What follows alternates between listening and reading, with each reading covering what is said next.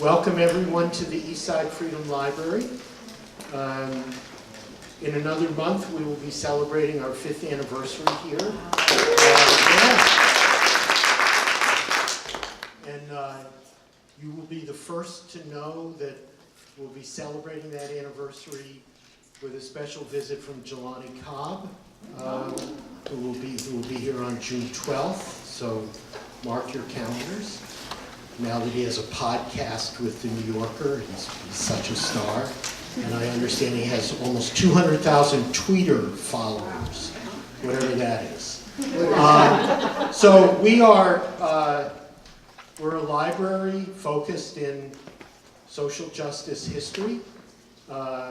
We now have almost 20,000 books here, all donated, cataloged by volunteers, organized by the collections in which they were donated. Some of you, bless you, some of you I'm sure know some of the people whose books are here, Fred Ho, Hy Berman, Paula Rabinowitz, and others. And we've shelved the books so that people coming in are able to see how someone thought by the books that they collected over a lifetime. And many of the books are marked up in the margins, especially Fred's books. So come in and see who wrote what in the margins of their books. A little bit of housekeeping. The restrooms are downstairs. If stairs are daunting, there is an elevator to this side. My colleague Carla suggests that I read these directions. This event is being live streamed to our ESFL Facebook page, where it will also be archived under the videos link. If you use Facebook and find the program interesting or useful, please share it with others. The video will also be placed on YouTube in a day or so. Just go to the youtube.com and search for the Eastside Freedom Library. And I would add, though Carla has not, that if you're in the witness protection program and you're concerned, then let Carla know and she won't take your picture. We also have a photographer, Sophie Mazzullo, who's doing another form of contemporary communication called Instagram, and she will be taking photographs. And again, if you don't want to be broadcast on Instagram, you can make some sign or tell Sophie, don't take my picture. We also have a guest book here in the back, and I urge you to sign the guest book. We put out twice a month an electronic newsletter to let you know what else is happening here. So please, we won't clutter up your inbox, but do let us keep you informed about what's going on here. Next week, we will have a program on Monday night with a dance ice skating project called Brown Body, about getting the people of color out on the ice. And we understand that, I suspect most of you, including me, did not know that there are 2 African Americans on the Minnesota Wild hockey team, and for better or worse, their season is apparently over. And one of them will be here on Monday night together with Brown Body. And my colleague Clarence White, who is teaching ice skating with Brown Body. Clarence is also part of the program. That's Monday night. Tuesday night we'll have a panel here exploring the relationship between the labor movement and the fight for immigrant rights. There are flyers on the desk about these and other upcoming programs. If you keep a calendar and keep track, on the 14th of May, we will be having a great event here with Josie Johnson and Arlita Little and Carolyn Holbrook. Carolyn and Arlita collaborated with Josie on her memoir. All the way from North Minneapolis. Hello, hello. Great to see you. Without further ado, where's Colleen?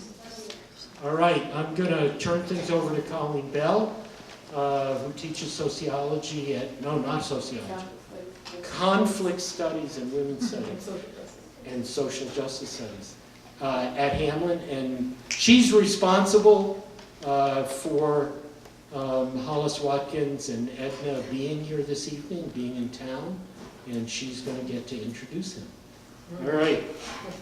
Thank you, Peter. That's so scary.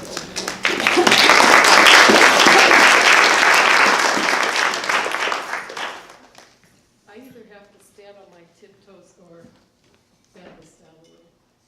But can people in the back hear? Yeah? Okay.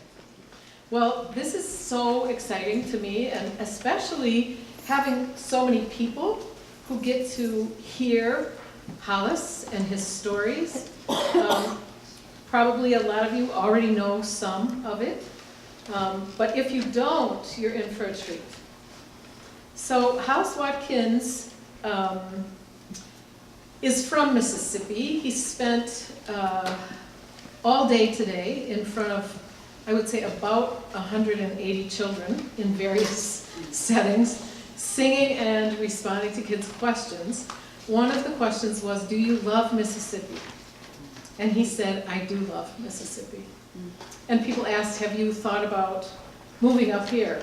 And he said, he told a story about getting his hand frozen to the side of a car in Chicago and said, I am not moving. So it's good. The people of Mississippi will be happy to hear that. Most of them. Hollis joined the Student Nonviolent Coordinating Committee in Mississippi. He was a teenager when he started getting involved in the movement.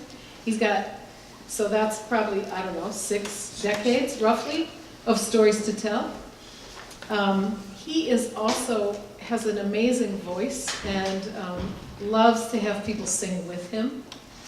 If there's anything that gives me hope, it's being able to sing with Hollis. And so I hope that that happens for everybody who's here tonight.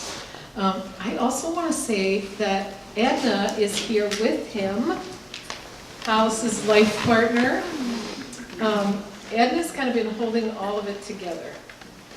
She looks like she hasn't lifted a finger, but she's really been holding it together. So Hollis.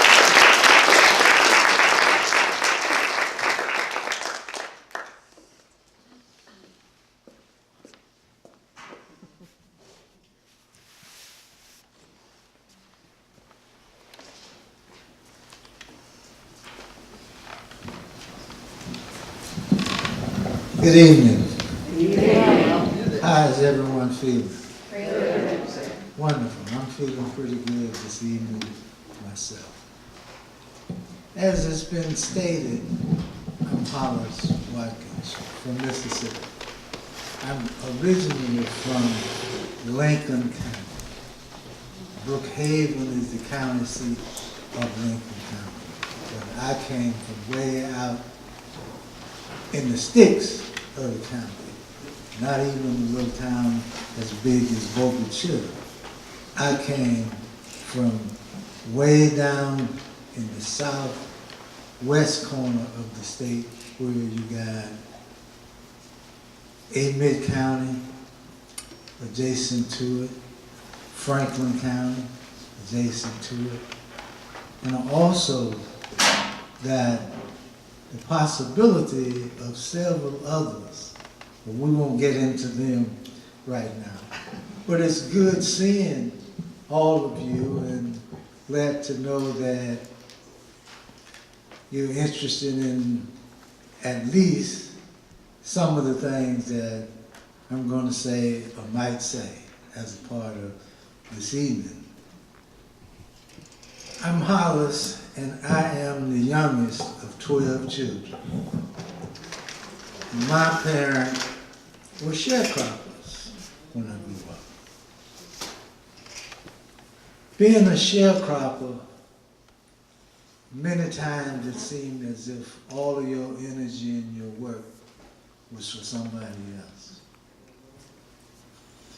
I first got invited to the civil rights movement from Medgar Evers.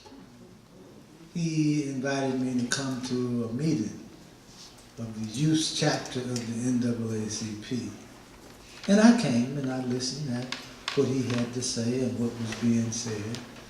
And he made an appeal for young people to get involved and come help with the work. So I said, well, that's not too bad. I should be able to do that. So most of my people, you know, are good talkers. As some folks say, they run a good game, you know. So I say if that can happen, I want to be able to help make it happen. So I talked further with Medgar, and it became clear that I was going to go to his meeting with the young people. And I did that.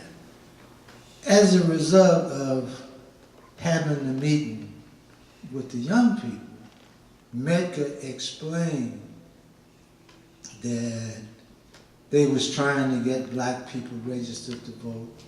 There was no black elected officials in most of the areas in Mississippi.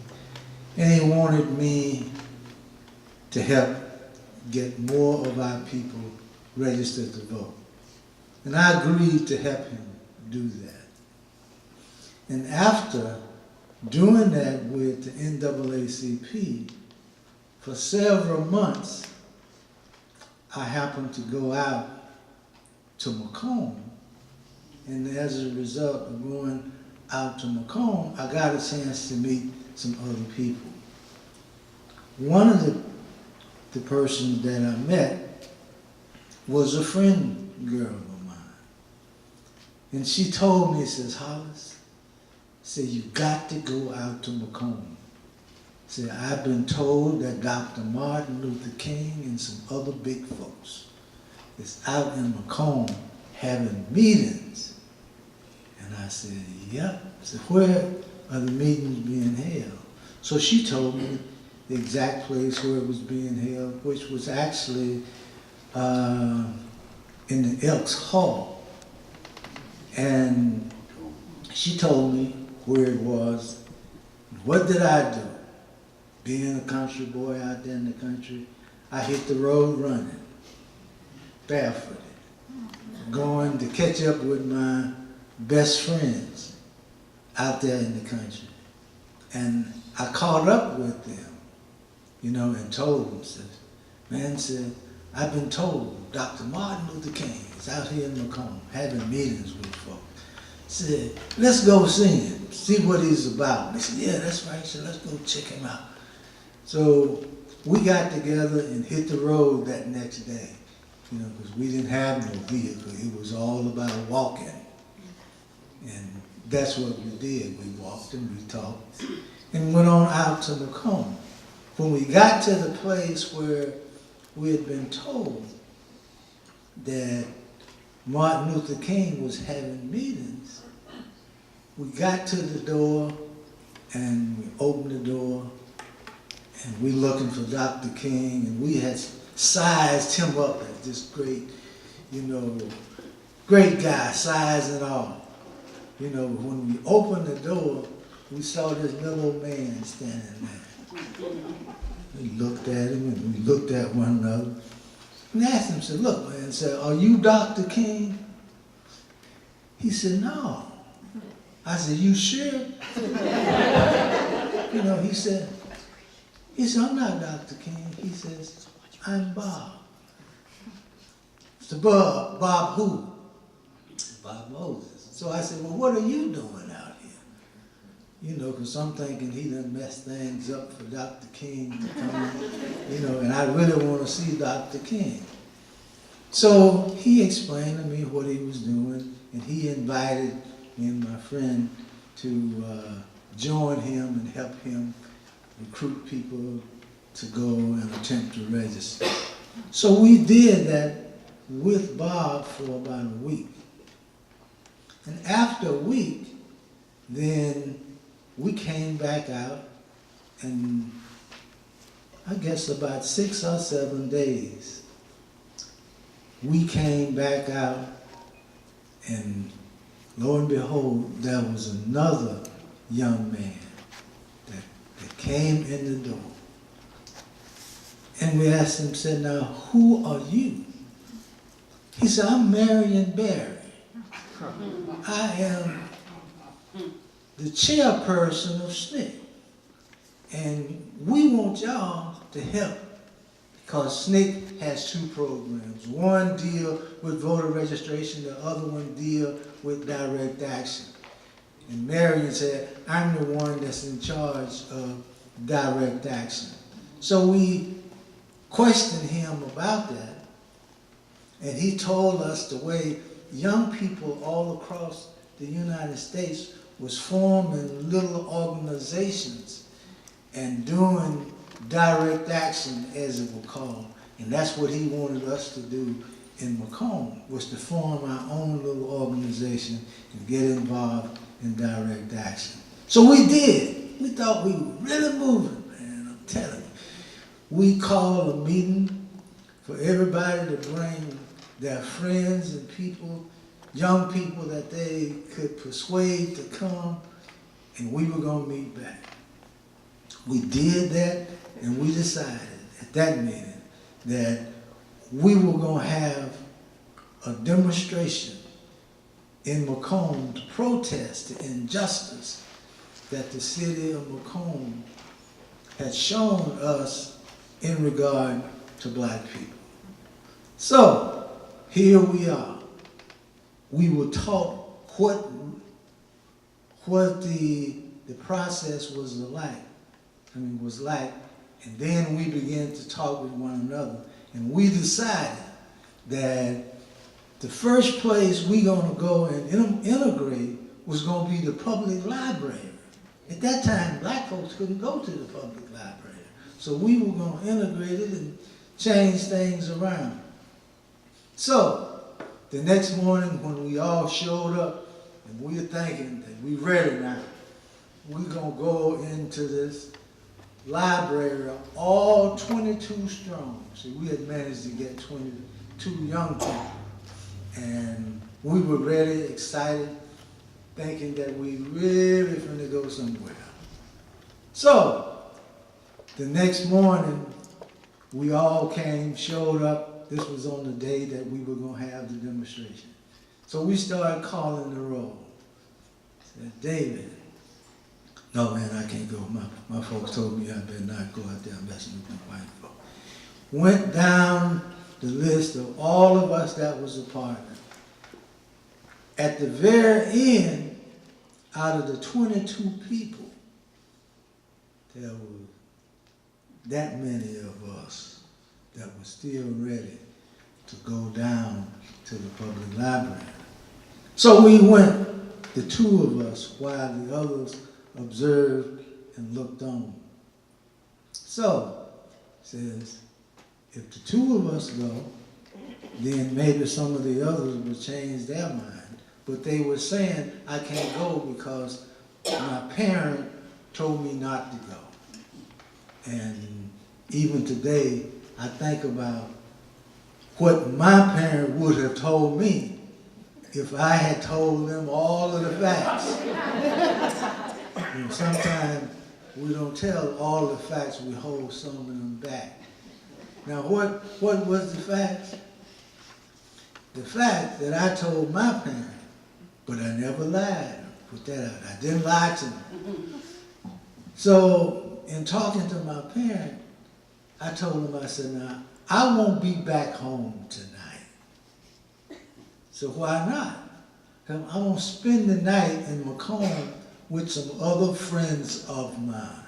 He says, okay, well, you done finished high school this year and you know how to carry yourself, so you make sure you be all right, nice and kind, and work with folks. I said, yes, ma'am, yes, sir. And I often think, I said, boy, if I had told them my spending the night was going to be in jail with my friends from out here, you know, tell them what would have happened. But that was the beginning of my being involved in the civil rights movement.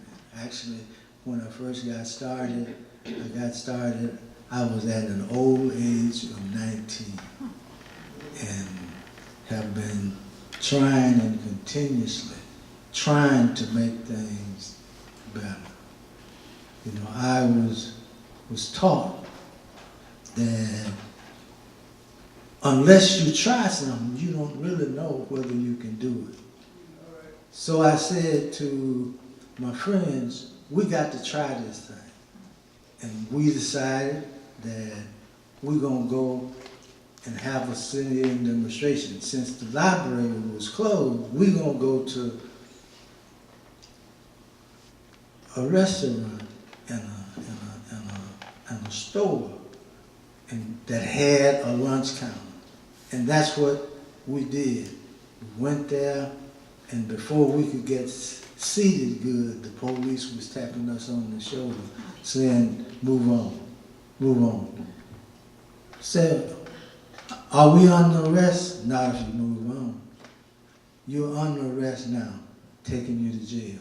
They took us to jail and spent 34 days, I did, in jail for that attempted sit-in demonstration. It was at the Woolworth lunch counter in Macomb, where myself and Curtis ultimately went to have our protest. But also, as a result of that, my father was a man that believed in being straight up fair and honest with any and everybody that he dealt with. So, as a result of doing that, he attempted to tell me and my other brother something that would help us through life to make things better and not just be someone that was seen to go to the field and work in the field and come back and go to sleep and do those kinds of things. So, one of the things that my father taught me was to overcome fear.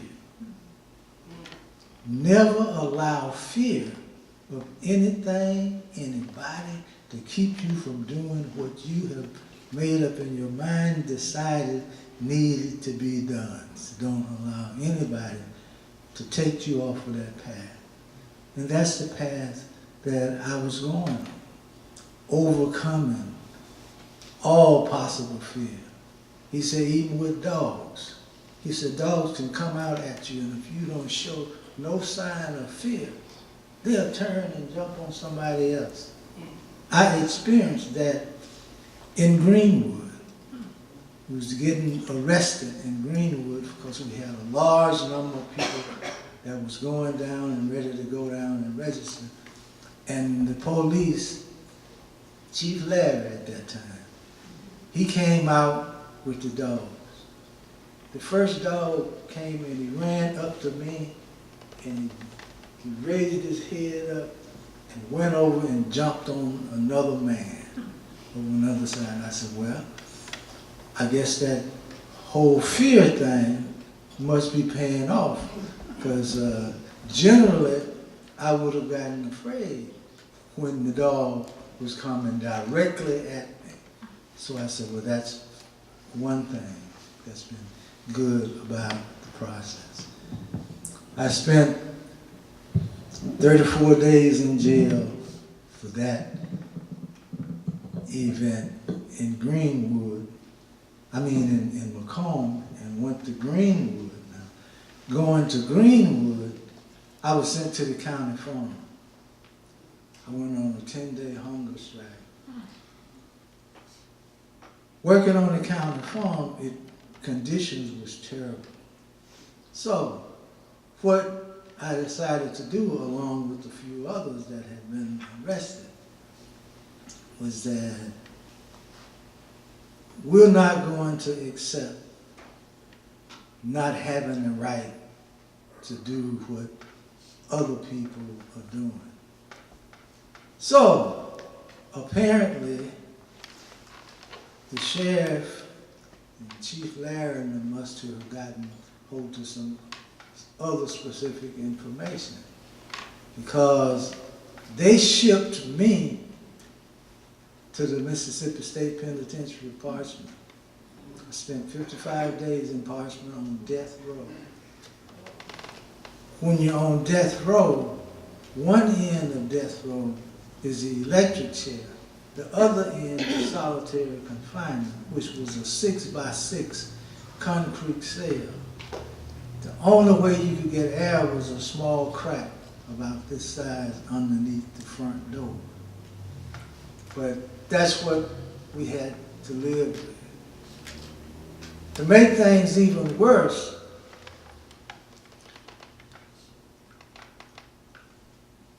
the sheriff and some of the elected officials got together and they added on to what was called the hold. The hold was like solitary confinement, up there. So they built and worked on the little cell they had and made it bigger. It developed into being a 6 feet wide, or 6 feet long concrete cell. The only place you could get air was a small crack underneath the door. I spent 55 days in the Mississippi State Penitentiary on death row. Sweat got to running down the 4 corners of the wall of that building. But I hung in there. I stayed in there and continued to try to represent my people with things that they were saying from the outside that I didn't know was going on the inside. So I stayed in there. After a few days, a number of other young black men were sent to that same place where I was. And we talked. And we found out that if we didn't get put in the hole in large numbers, just 1 or 2, it wasn't that bad. And that's where we took that weapon away from those who was managing the Parchment Farm. How did we take him out? We decided and had found out that if 1 or 2 went in at a time, it wasn't bad. And we would purposely do something that would cause them to put at least 1 or 2 of us in solitary confinement.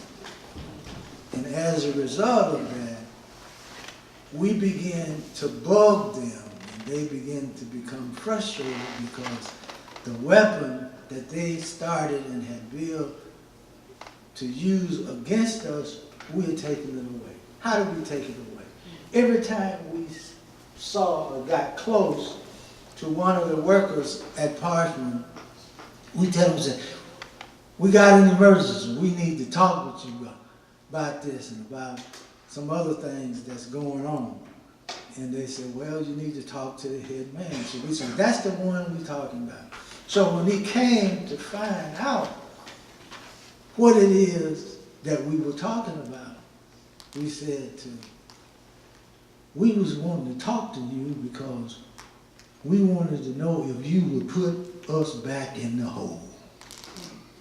See, we're not talking about hole 14, we're talking about only 2. So we realized that if we only got put in no more than 2 at a time, it wouldn't be as hard. And we took that weapon away from the officials up at Parchment and made it where they refused to attempt to use it against us, because after that, anytime any one of them showed up, there to see or talk to us about anything, we asked them, you come in and let me go in the hole? No, and curse and go on. And so, well, how come we can't go? Don't we have a right to go to the hole if we want to go to the hole? No, it didn't work. Said, all right, if you don't shut up and quit raising hell, I'm gonna come in there. They couldn't say it locked you up in this. So they said, I'm gonna come in there and beat hell out of you with my gun. He said, that wouldn't be a good thing to do because you never know. Your gun might go off and shoot you. Meaning you done been killed for doing nothing. So we got to the point where they never brought the hold up at all. You know, so it was about 30-something days that we lived with the luxury of not having them to talk about putting us in solitary confinement.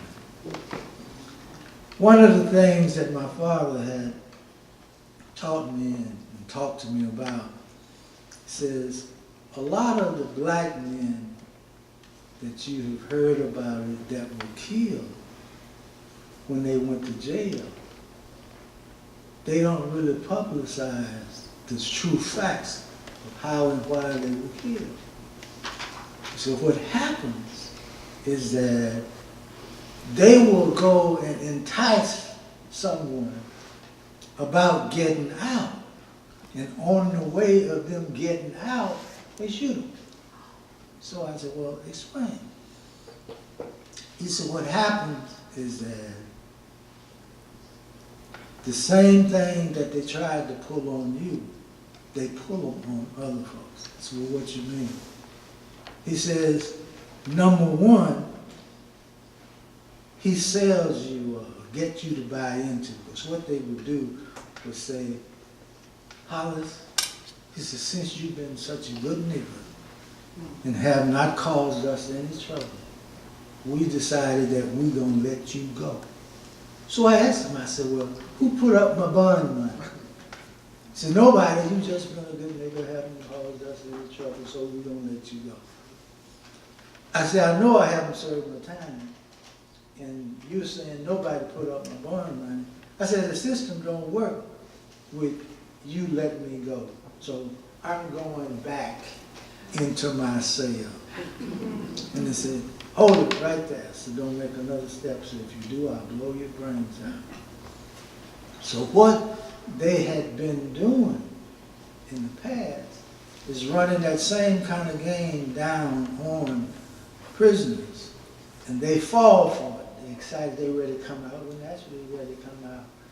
And when they agree, they come down the steps of the jailhouse and start out across the lawn. And as they go out across the lawn, they shoot them in the back and they kill them.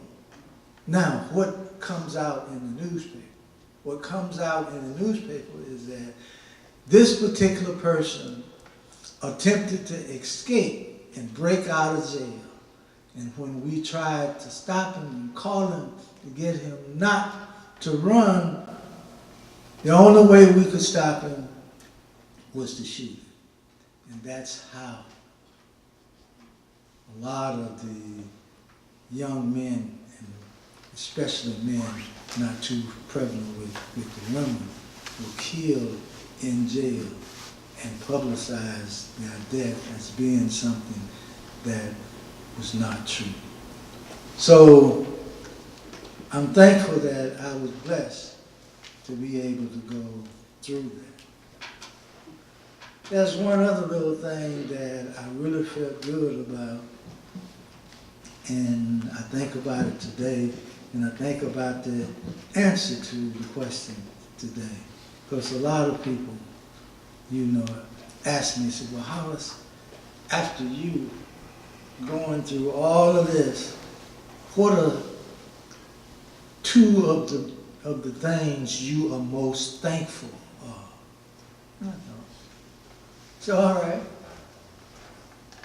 The number one thing, the first thing that I am thankful to Almighty God for is dirt roads.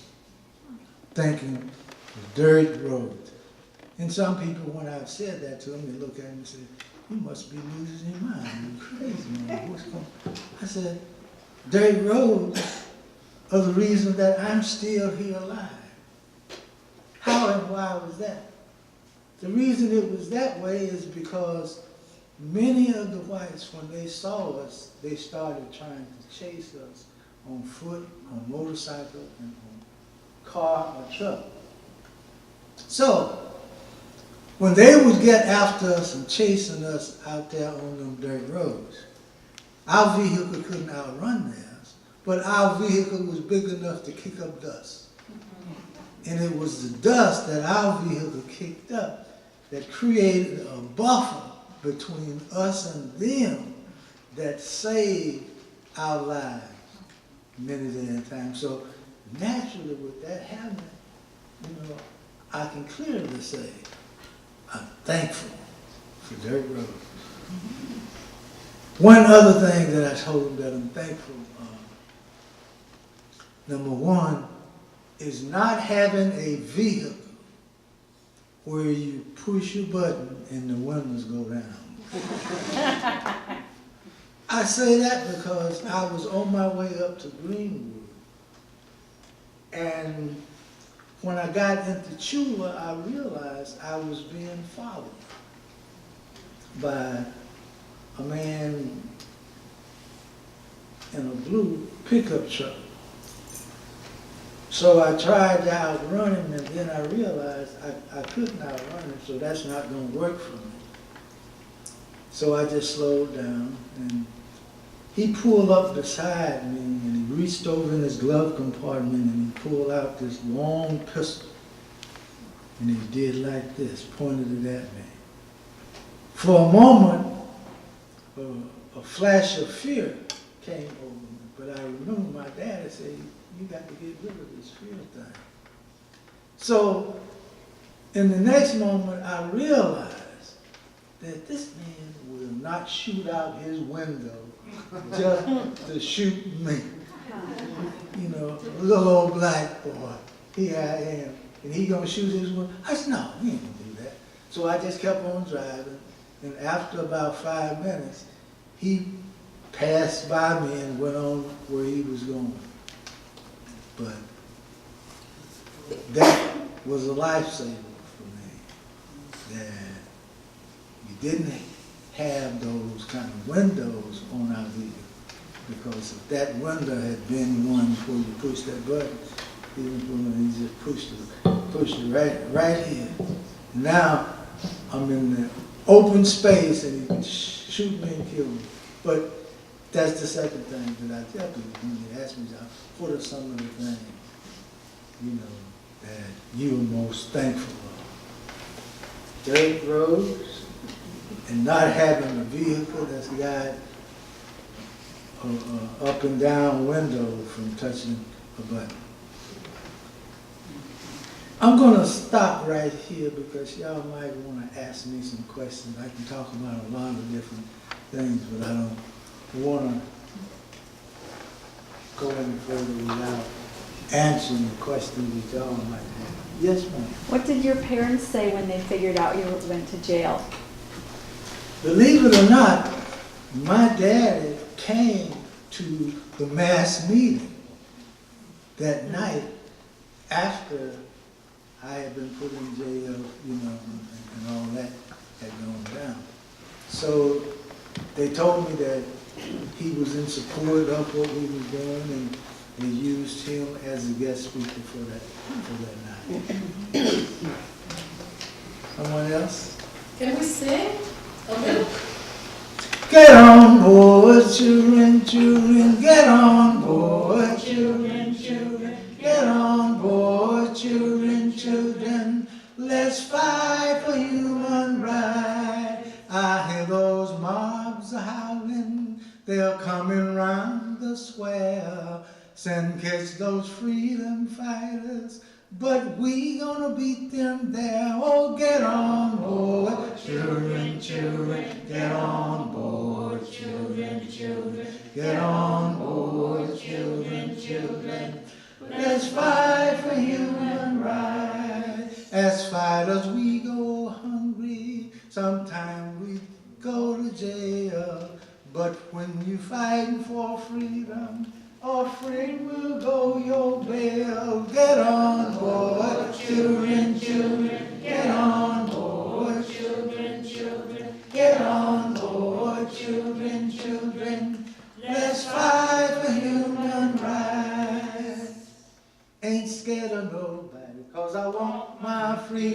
I want my freedom. I want my freedom, ain't scared of nobody, 'cause I want my freedom. I want my freedom now. Once you sing one or two verses of that, then the next thing you do, you look around and here they come with the old dogs.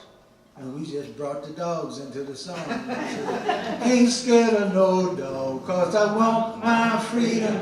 I want my freedom. I want my freedom. Ain't scared of no dog, 'cause I want my freedom. I want my freedom now. So if you don't turn around and go back, we're going to put all of you in jail. Right now. Now turn around and go back. Ain't scared to go to jail, 'cause I want my freedom. I want my freedom. I want my freedom. Ain't scared to go to jail, 'cause I want my freedom. I want my freedom now. Get on board, children, children. Get on board, children, children. Get on board, children, children. Let's fight for human rights. I hear those mobs are howling. They're coming round the square and catch those freedom fighters. But we gonna beat them there. Oh, get on board, children, children. Get on board, children, children. Get on board, children, children. Let's fight for human rights. If you miss me from the back of the bus, and you can't find me nowhere,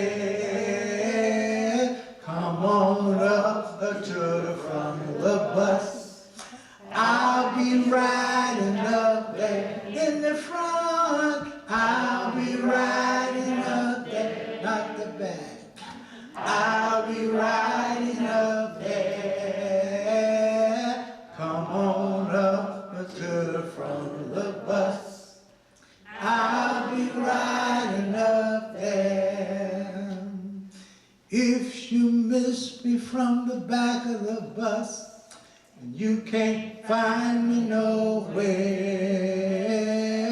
come on up to the front of the bus. I'll be driving up there in the front. I'll be driving up there. I'll be driving up there.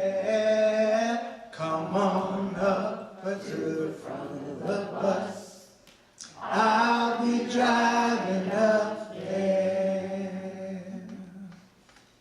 If you miss me from the picket line and you can't find me nowhere, come on now to the City Hall. I'll be serving as a man, as a man. Let's do that once more again. If you miss me from the back of the bus and you can't find me nowhere, come on right to the front of the bus. I'll be riding up there. If you miss me from the back of the bus and you can't find me nowhere, come on down to City Hall. I'll be serving as a man.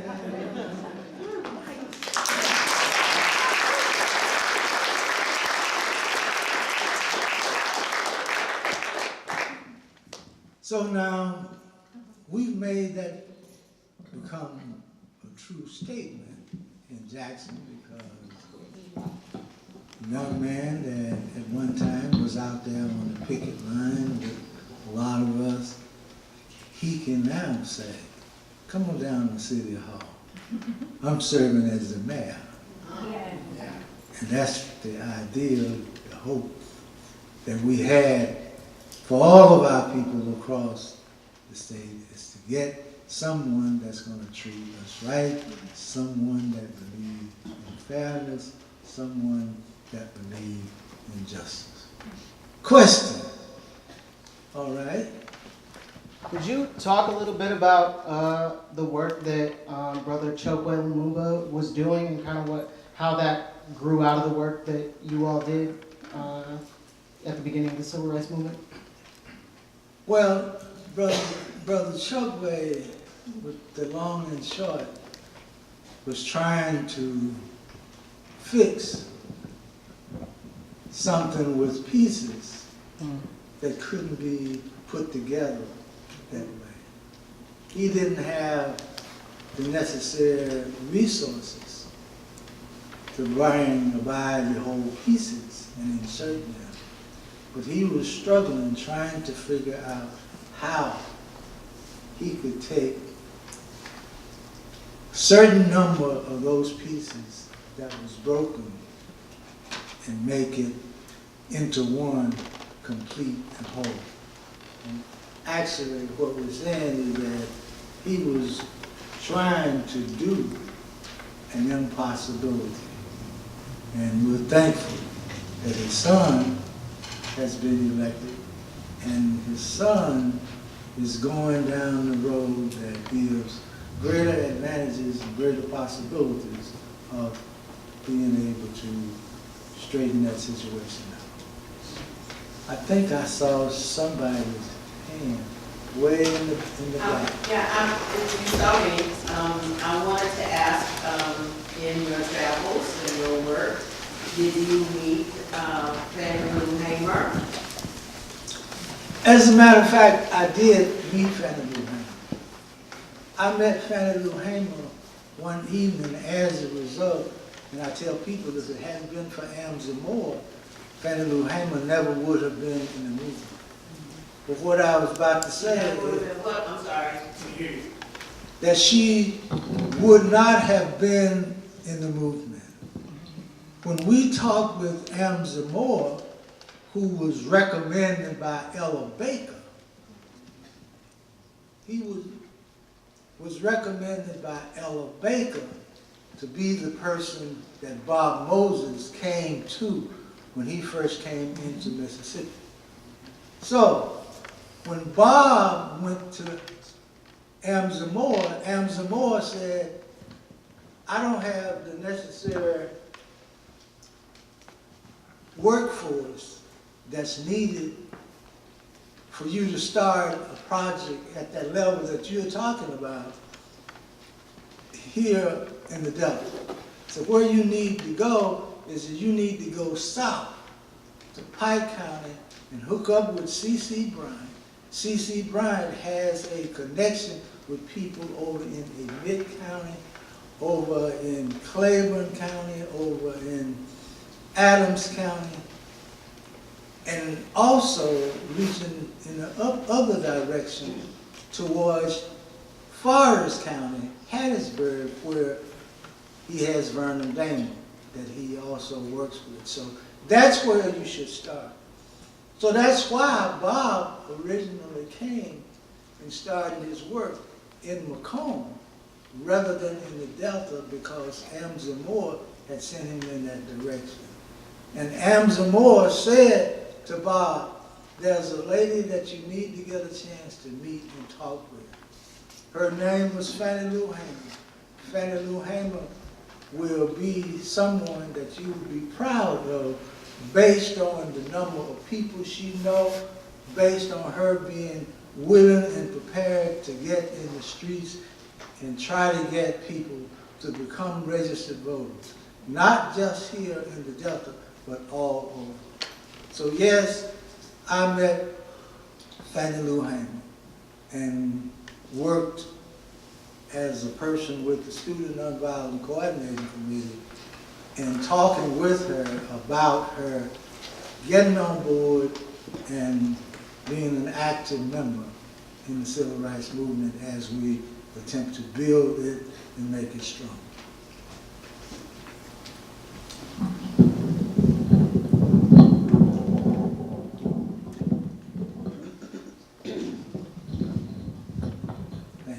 Thank you.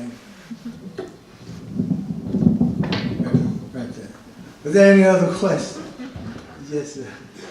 I believe you attended the Democratic National Convention Yes, as sir. part of the Freedom, Mississippi Freedom Delegation. I was wondering if you could talk a little bit about your experience going to Atlantic City in '64. Well, I went to Atlantic City without having a lot of faith, because I never believed that we would be seated. The Mississippi Freedom Democratic Party would be seated instead of the regular.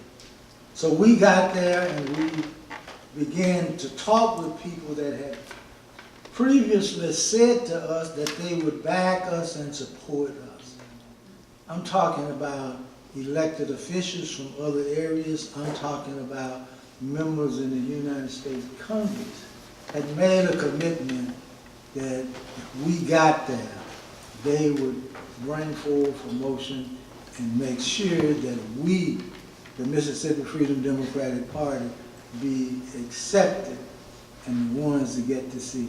But when we got there and began to talk to these people, then they began to, well, not, you know, I hadn't thought about certain things, but they need to be thought of, and I don't know whether I can go ahead and just do this without dealing with this other situation.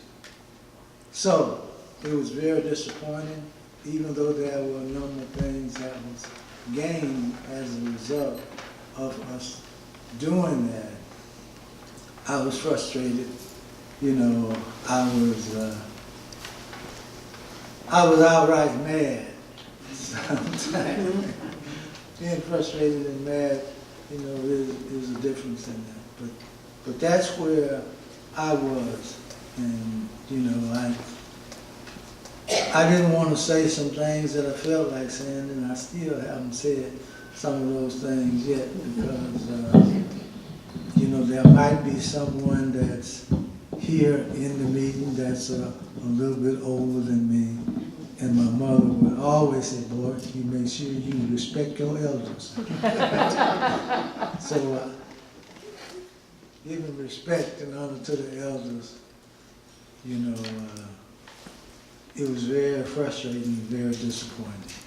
But that's where I actually was standing. There were a couple of obviously prominent Minnesota people, Hubert Humphrey and Walter Mondale. Most definitely. Part of that process. Yes, sir. Maybe those are the elders you're speaking of which.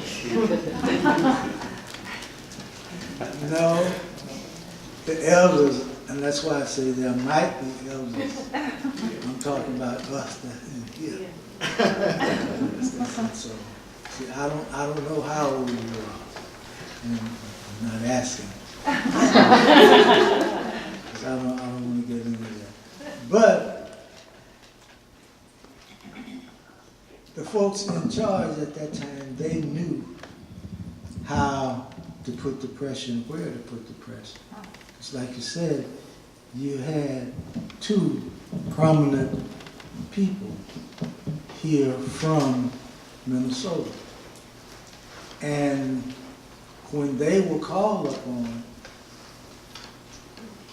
they decided that we were the weaker voice, and therefore not support us. And part of the reason Walter Mondale came down so strong is because he was told that if he supported the Mississippi Freedom Democratic Party, he would not be elected. And he wanted to be elected. And that's why, you know, he was man enough to say, I can't afford to take the kind of chances, because Hubert Humphrey has said to me he would make sure that I never get that position if I support the Mississippi Freedom Democratic Party. Yes, sir. Well, greetings to the east side of St. Paul. If you look around this library, books are friends. your friends are here. And this audience, in my opinion, has a huge amount of potential. However, if you go to different websites, like Southern Law and Poverty or different ones, and you're looking for a teaching position or a library position or a social work position, they're going to say there is a need down here, but it's not a good idea too well. Do a salary comparison, do criminal profiles. Why is it to this day that, you know, sociologists or some of these justice people decide to rate Mississippi at the bottom? I found your state to be a very beautiful state when I was going through it. I've been to Macomb, but I just even before I just came over here a couple days ago, this is not the one to try. Look to LA, look to West Virginia, but not Mississippi. What's the case you could make for Mississippi down there, for your community? Right up here at the other end of the river. I didn't quite understand what you said. Well, what case might you make to make Mississippi a great place to relocate and make a contribution to down there? Number one, I think would be for us to talk with our elected officials and see if they believe in justice. If they believe in justice, then a lot of the things that we should be doing, could have been doing, you know, if we believe in justice, can and would get done.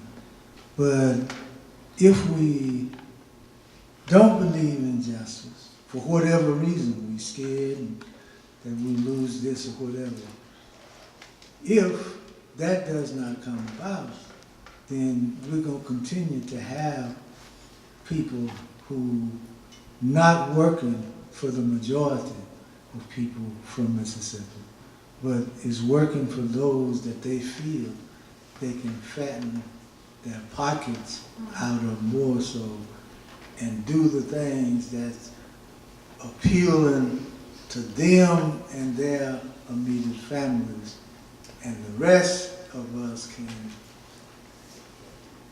as I remember a little boy, and I don't know who told it, but I remember a little boy used to tell some of the older ones when they get to messing with him, you just go to hell. So we might have to let some folks loose where they can go where they need to go. Because I know Mississippi can be made into a much better state than we have today. If we just kind of come together a little bit, put our ideas, our suggestions, and have someone that's willing to work on these propositions that we got going. If we could just do that, it wouldn't take us very long in order for us to have Mississippi standing tall, even though they may be small in numbers compared to other folks. We would be the victor. We would be successful. Yes. What words of wisdom might you give to young or new grassroots organizers in the Black community?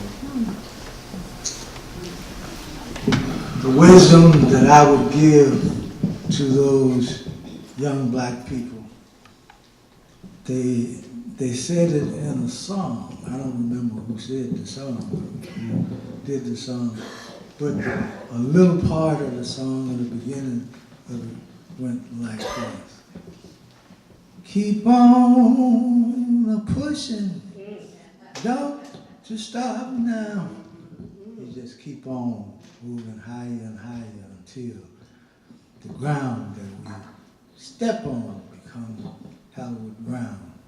And we do that which is necessary and appropriate, not just for me, ourselves, but for all of us, because all of us have a right to be able to live in peace and harmony with ourselves, our neighbor, and with our planet. I think we have time for a couple more questions, so Okay. I'll let you pick who, was there a hand over here first? I'm pretty loud, so I got it. All right. I'm having trouble with that. Oh, okay. Your voice is a little bit. Okay. All right. I was just wondering, what do you think as part of, I guess, the original civil rights movement that proposed reparations as a solution to the wealth gap in the Black communities overall? What do you think of that conversation and where it's going today? I don't know where it's going. I have not been a part of those conversations. But I do know that many of us who believe in reparation is not willing to do their individual part as it relates to reparation. You know, a lot of us is thinking, well, you know, we as a race of Black people, if we could get the white folks to give us, you know, 15 to 20 billion, we'll be all right. To me, that there is just a stall of time and energy, because a little bit of money like that will not cover the needs that we have as a people. Not just Black people, but there are a lot of white people that's in that same kind of position in need. So we need to be talking about collectively and getting elected officials that see us as a unit and is willing to work for the betterment of, when we say the betterment of our state, we're talking about all of the people that's there. And I think once we get to that, some way or another, whatever is needed is going to come forward, because it's in us. It's a matter of whether we use that, what is in us, in a positive way, or whether we run on down the other road.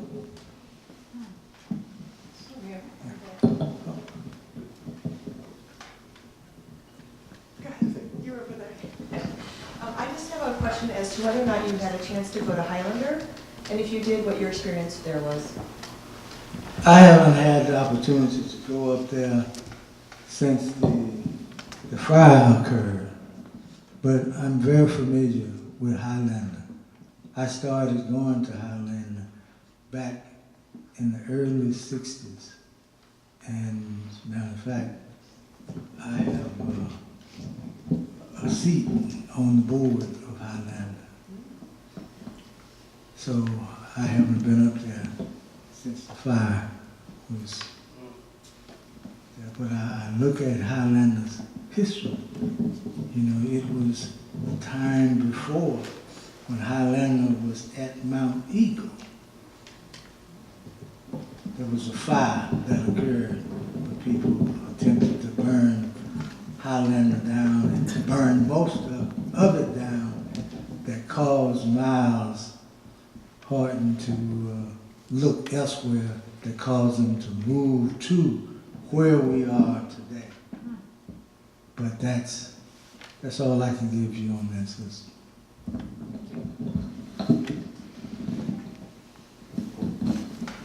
One more. Thank you. I just wanted to ask for words of wisdom about the way we can love the land.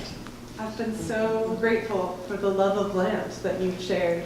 And as we think about this collective action we need, what role does repairing our land relations play?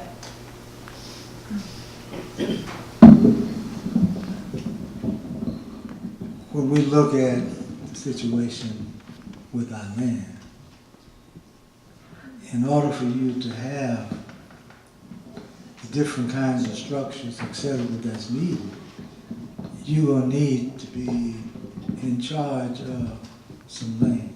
The problem is that most of us that's got land that is not a part of the group that's trying to beat black, poor whites, and other, denominations, trying to push them under the rug. Other than them, if they were not there, and we were dealing with people who were fair and honest, we could see that we can easily teach our people how to utilize the land where that the land can become the feeders of all of our people. But we know to feed our people, it comes from the land, but it comes from other people. A lot of the things that we get, we could be getting it and producing it ourselves. So we've got to figure out how to become a little bit closer to one another. The other thing I must say is that we don't believe and haven't reached a point where we know that there is nothing under the sun that directly affects older people that don't indirectly affect young people. And there's nothing that directly affects the young people that don't indirectly affect the older people. So this thing that we're dealing with is negatively affecting all of us. Then that should be motivation for us to have the will and the desire to come together and do what needs to be done in order for us to become the strong people that we were meant to become.